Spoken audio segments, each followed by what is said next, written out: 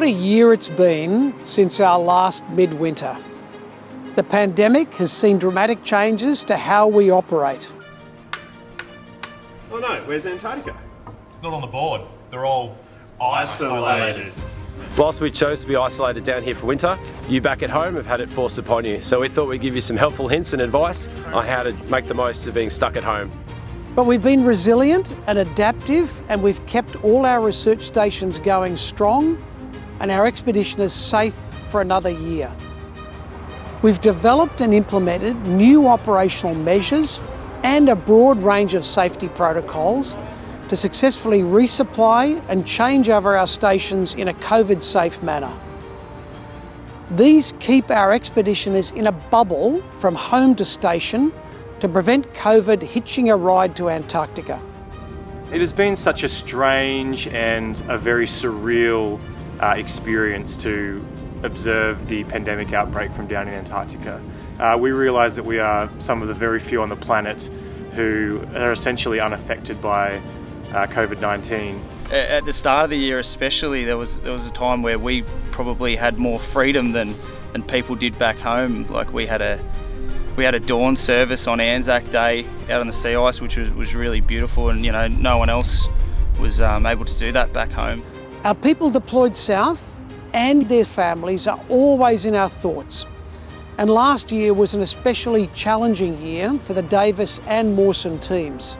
Without a doubt, when I get home, the thing I'm most looking forward to is seeing family, and in particular meeting my new niece. So all evidence would suggest she's the most beautiful baby in the world, and I can't wait to get my hands on her. Those people had their seasons extended, and some of them spent more than 500 days on the ice because we had limited shipping operations and there were no flights between the stations. It's still something like 200 days until we'll be back in Australia. So trying to break that down into logical steps between, all right, when do the flights start into Casey? When's the ship going to head to Casey? When's the ship even start in our program? Because those milestones are a bit closer and we can tick them off, and then hopefully we'll wake up one day and the MPV Everest will be out in front of me here in Fritz Bay. Those people returned home via a difficult resupply at Mawson using helicopters and a really challenging sea voyage. It was with much relief that we welcomed back the safe return of the MPV Everest to Fremantle after a 2-month, 12,000 kilometre voyage. Our expeditioners returned to a different world from the one they went south in 2019 and early 2020. Putting that mask on the first time when we were about to get off the vessel really brought it home that things were changed. Now it's just a matter of getting used to being back home and living life like we did before we left. Our strong science program continues to deliver key outcomes in improving our understanding of Antarctica's role in the global climate system.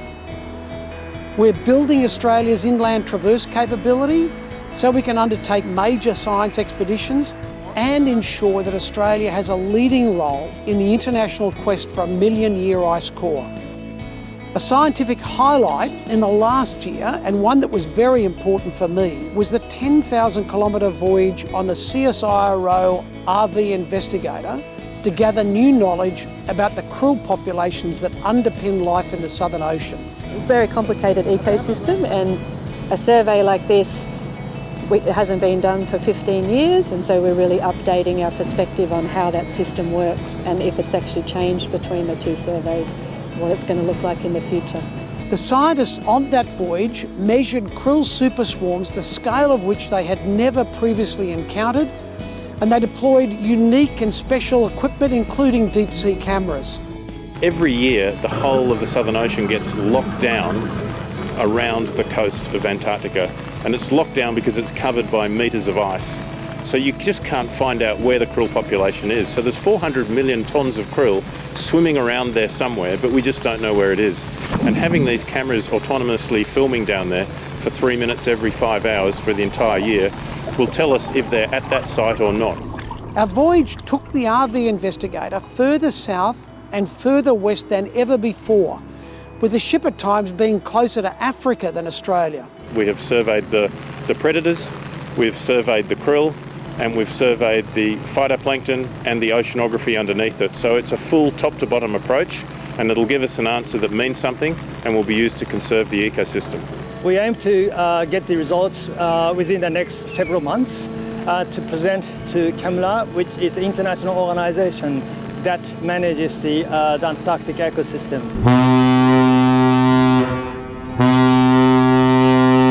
But the real highlight of 2021 will be coming over the horizon soon. We're incredibly excited about Australia's world-leading new icebreaker, the RSV Noyina, arriving here in Hobart later this year to commence Antarctic service in future seasons. There's still so much of this year to go and so many challenges for us to face together. Stay safe, look after yourselves and look after each other. But most importantly, enjoy the remarkable experience that working in the Australian Antarctic program offers.